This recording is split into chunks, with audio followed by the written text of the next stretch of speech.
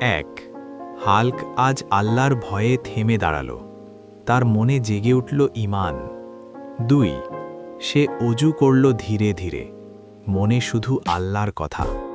৩, নামাজে দাঁড়িয়ে বলল, হে আল্লাহ, আমাকে ক্ষমা করো।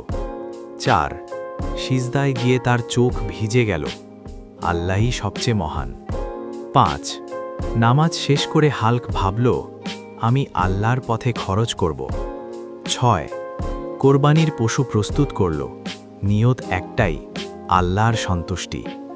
৭, কোরবানি দিয়ে সে বলল, হে আল্লাহ, কবুল করে নাও। ৮, গরিব মানুষের ঘরে ঘরে মাংস পৌঁছে দিতে লাগল।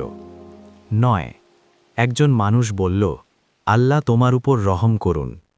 ১০, হাল্ক হাসল আর বলল, সবই আল্লাহর দান। ১১, এরপর সে তার বাইকে উঠল, নিয়ত নামাজের দাওয়াত।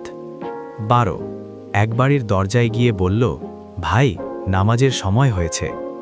১৩, কেউ শুনল, কেউ শুনল না, তবুও সে থামল না। ১৪,